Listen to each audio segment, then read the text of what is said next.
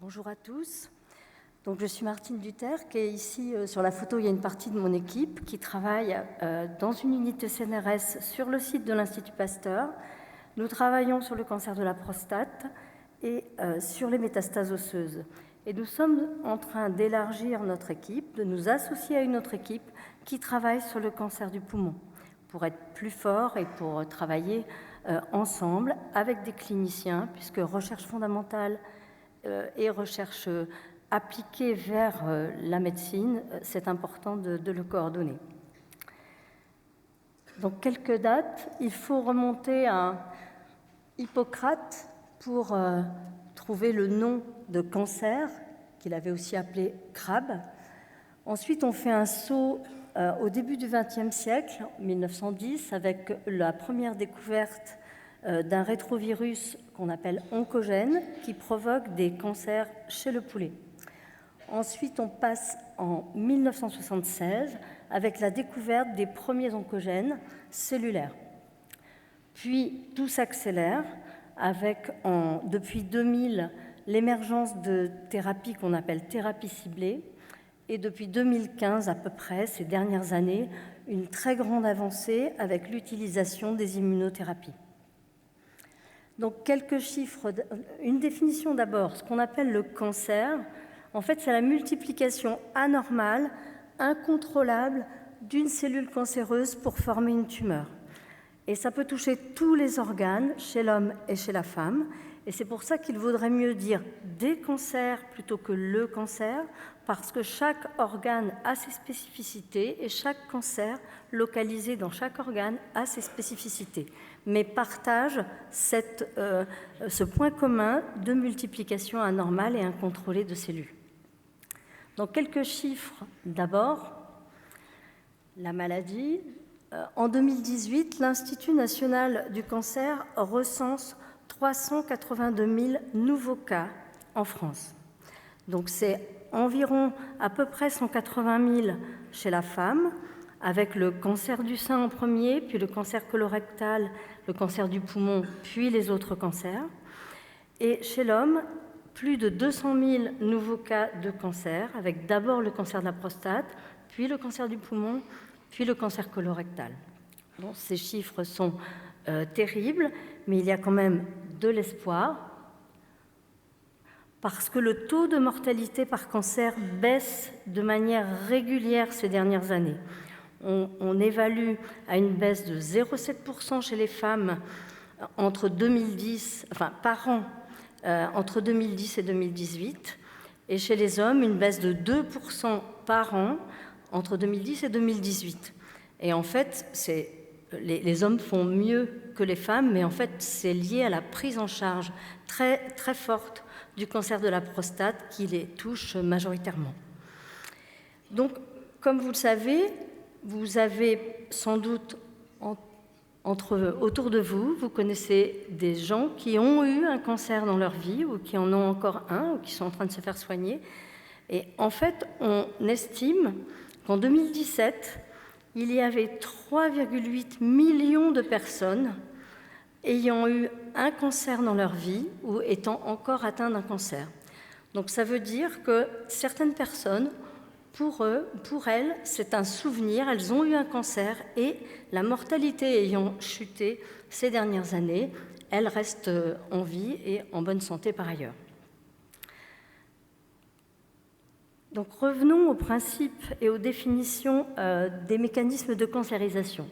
Donc les cellules normales, on sait qu'il y en a à peu près 100 milliards dans l'organisme, dans un homme ou une femme, et elles se renouvellent en permanence et de manière très très coordonnée. Alors j'ai noté que 20 millions se renouvellent par jour, mais en fait c'est une erreur, c'est plutôt par seconde, mais les chiffres sont tellement impressionnants que c'est difficile de se projeter dans ce type de chiffres. Donc, imaginez un renouvellement permanent des cellules, c'est-à-dire elles se divisent, les anciennes meurent et elles se divisent, elles se divisent, elles se divisent. Donc, il faut forcément imaginer qu'il y a des erreurs faites, ce n'est pas possible autrement, mais les cellules normales ont un système de contrôle, c'est un peu comme un contrôle qualité. Et en plus, elles ont des systèmes qui leur permettent de réparer, en particulier l'ADN, lorsqu'il y a eu des erreurs. Et lorsqu'elles ne sont pas réparées ou pas réparables, elles sont éliminées par mort cellulaire. Ou alors, elles sont éliminées par le système immunitaire de chacun, qui les reconnaît comme anormales et qui les élimine de la circulation. Alors que les cellules cancéreuses, elles, bien sûr, elles se renouvellent, elles aussi, elles se divisent, mais en permanence et de manière très anarchique. Elles ne répondent plus au contrôle, elles ne répondent plus au contrôle de qualité, par exemple, elles ne sont plus réparées et elles résistent à la mort cellulaire. Donc elles ne sont pas éliminées. En plus, elles échappent, elles ont des moyens d'échapper au système immunitaire. Donc une cellule cancéreuse, c'est une cellule qui est anormale et qui a échappé à tous ces contrôles et qui se multiplie pour donner une tumeur. Donc qu'est-ce qui fait qu'une cellule normale devient une cellule cancéreuse? Donc il y a plusieurs éléments, il n'y a pas une seule cause à la survenue d'une cellule cancéreuse. On ne sait pas encore tout de ces causes. Et ce qu'on peut dire, c'est qu'il y a une cause de l'hérédité. On en a parlé, Jean-Charles Lambert en a parlé précédemment. On arrive avec nos forces et nos faiblesses qu'on a héritées génétiquement du patrimoine de nos parents. Quelque chose qui favorise aussi la cancérisation, c'est le vieillissement. D'ailleurs, les cancers surviennent plus tôt chez les personnes qui vieillissent que chez les jeunes, même s'il existe des cancers chez les jeunes aussi. En fait, on peut voir que comme il faut des contrôles qualité et un système immunitaire toujours vigilant, en vieillissant, on perd ces contrôles, ils sont moins performants, on a un système immunitaire moins performant et on laisse passer plus facilement des cellules qui ne sont pas en bon état et deviennent cancéreuses. Mais on a aussi le mode de vie et l'environnement avec beaucoup de facteurs qui peuvent jouer ensemble ou séparément. Il n'y a pas une seule cause. Donc ici, il y a un listing de causes. Donc en premier, la première cause, c'est le tabac. Ici, ce sont les facteurs de risque, mais le tabac est vraiment le gagnant toute catégorie en facteurs de risque. Ensuite, il y a l'alcool, on en parlait à l'instant, donc il faut peut-être choisir un bon équilibre.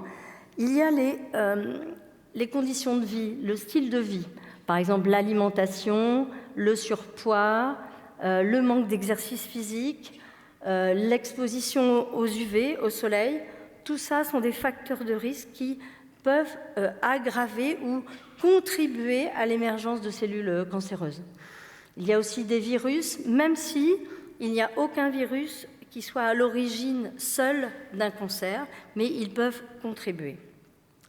Donc parlons de la recherche maintenant et de l'histoire des découvertes qui ont jalonné le siècle dernier dans le domaine du cancer. Donc en 1910, c'est Francis Peyton Roos qui isolait le premier rétrovirus oncogène, mais il est à l'origine de cancer chez le poulet. Et ce virus possède un gène qui a été identifié dans les années 70. Il a fallu attendre les années 70 pour l'identifier. Et c'est ce qui a été appelé un oncogène. Alors on a beaucoup appris avec les cancers des poulets, des souris, des chats. Mais chez l'homme, il n'y a aucun cancer d'origine 100% virale. Des virus peuvent contribuer, mais ils ne sont pas à l'origine.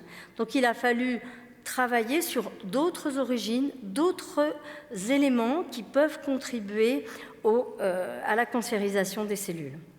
Donc on arrive en 1976 avec une découverte majeure qui est la découverte des oncogènes cellulaires. Là, c'est Dominique Stellin qui était dans le laboratoire de Michael Bishop et Arnold Warmus aux États-Unis. Ensemble, ils ont montré que l'oncogène viral dont je vous ai parlé précédemment dans le virus du sarcome de Roux était finalement d'origine cellulaire. Alors, ce qui a permis ça, ce sont des avancées technologiques fortes qui ont permis, donc ici en dessous, je vous ai mis l'expérience qu'on appelle l'expérience Princeps, celle qui a donné la preuve, c'est-à-dire à gauche, c'est une vue de microscopie électronique, et à droite, c'est le schéma recopié de ce qu'il faut voir à gauche. Donc on a pu hybrider l'ADN du virus avec l'ADN qui provenait du poulet, donc l'ADN des cellules normales. Et en fait, lorsqu'on voit les traits qui sont superposés ici, ça signifie qu'ils sont strictement identiques. Donc ça veut dire que dans le virus, il y avait des séquences d'origine cellulaire qui étaient présentes dans ce virus et qui conféraient ces propriétés à pouvoir transmettre, à pouvoir provoquer un cancer chez le poulet. Donc Dominique Stellin, quand il est rentré des États-Unis, a été accueilli à l'Institut Pasteur de Lille, où il a fait toute sa carrière, et dans son laboratoire, plusieurs oncogènes cellulaires ont été identifiés par la suite. Donc en fait, ces oncogènes cellulaires sont très importants. Ils sont en fait des produits qui, normalement, sont impliqués dans de nombreux phénomènes normaux dans la cellule. Par exemple, dans le noyau, ils contribuent à la réparation de l'ADN, comme je vous ai dit tout à l'heure.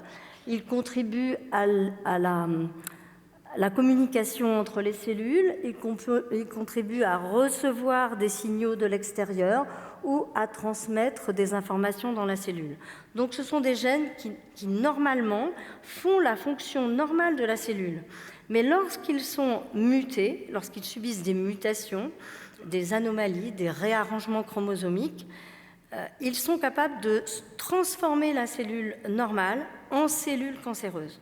En fait, il y a une centaine d'oncogènes qui sont connus, et lorsqu'ils sont mutés, ils perturbent leur fonction, mais aussi d'autres fonctions cellulaires qui font que la cellule devient cancéreuse et ne répond plus aux régulations auxquelles elle devrait répondre normalement. Donc, comment utiliser ces découvertes? En fait, d'abord comprendre les mécanismes de cancérisation, parce que c'est très important de comprendre pour pouvoir lutter contre ensuite. Dépister les cancers, diagnostiquer avec précision chaque tumeur chez chaque patient, je vais en reparler, et enfin concevoir des thérapies le plus ciblées possible et qui vont être efficaces sans être délétères. Donc je vais vous donner un exemple. Par exemple, dans le cancer du poumon, il y a un récepteur d'un facteur de croissance, donc le récepteur en bleu sur la cellule à gauche, qui est capable de recevoir des signaux de l'extérieur par les petits carrés rouges qui symbolisent les signaux extérieurs. Lorsqu'ils reçoivent ces signaux, ils transmettent à la cellule une information, la cellule normale la reçoit et c'est son fonctionnement normal. Par contre, dans certains cancers du poumon, ce récepteur est muté ou tronqué et non seulement il est toujours actif, mais il n'est plus capable de recevoir des signaux extérieurs puisqu'il lui manque une partie de sa fonction. Et par contre, sans recevoir aucun signal, il transmet sans arrêt des informations à la cellule alors qu'il ne devrait pas le faire. Donc en fait, on a un système d'un récepteur qui est tronqué, qui est muté et qui n'est plus contrôlé et qui entraîne la cancérisation de la cellule. Donc, lorsque l'on sait ça, en fait, ensuite, on peut diagnostiquer avec précision. Par exemple, détecter cette mutation chez un patient ou dans un type de tumeur, c'est une information très importante pour savoir ce qui se passe. Et ensuite, on peut concevoir des thérapies ciblées. Des thérapies ciblées qui vont attaquer spécifiquement cette anomalie et ne pas toucher le récepteur normal qui, lui, doit fonctionner. Donc, avec une thérapie ciblée, on aura une thérapie qui va n'affecter que la cellule tumorale, et c'est notre but, et qui n'affectera pas la fonction normale autour de ça. Donc, en fait, la recherche aujourd'hui, c'est aller vers ce qu'on appelle une médecine de précision et une médecine personnalisée. Ça veut dire quoi? Ça veut dire qu'on va chercher à établir les caractéristiques moléculaires des tumeurs. Ça demande beaucoup de recherche fondamentale, mais le but, c'est de l'appliquer au diagnostic et surtout au diagnostic très précis d'une tumeur d'un patient plutôt qu'un autre patient. Chaque patient, chaque tumeur peut avoir des mutations différentes. Et donc, en fonction du diagnostic, de la détection de cette mutation plutôt qu'une autre, on pourra choisir des thérapies ciblées différentes en fonction des mutations. Donc, par exemple, c'est déjà largement utilisé dans le cancer du poumon. La nature des mutations du récepteur dont je vous ai parlé va orienter le choix des traitements vers une thérapie qu'on appelle individualisée, puisque les patients n'ont pas forcément la même mutation. Donc, à l'avenir, quels sont nos défis? Nos défis, c'est d'établir le profil des tumeurs, déjà connaître le profil des tumeurs avec les mutations, pour ensuite l'appliquer à chaque patient, pouvoir diagnostiquer précisément quelle mutation est chez ce patient plutôt que chez celui-là, parce qu'ensuite, en fonction des mutations qu'on aura définies et qu'on aura trouvées, on va choisir les thérapies les plus adaptées au profil moléculaire du patient.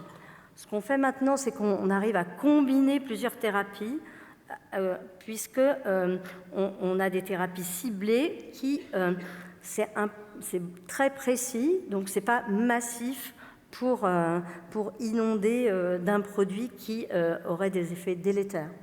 Alors, en parallèle de ces thérapies ciblées, se développe actuellement l'immunothérapie depuis à peu près 4 ou 5 ans. En fait, globalement, sans rentrer dans les détails, l'immunothérapie va utiliser le système immunitaire du patient pour l'aider, pour lutter contre ses propres cellules cancéreuses, puisque les cellules cancéreuses, elles ont des anomalies qui sont reconnaissables par le système immunitaire. Donc l'immunothérapie, c'est aider, permettre, pousser l'organisme du patient à lutter lui-même contre ces cellules qui ne sont pas normales. Donc à Lille, la recherche sur le cancer s'associe pour répondre à ces défis. À partir de janvier, on va constituer une unité déjà soutenue par l'INSERM, le CNRS et l'Université de Lille. Et bien sûr, on compte beaucoup, et on l'a déjà, sur le soutien très précieux de l'Institut Pasteur. Merci.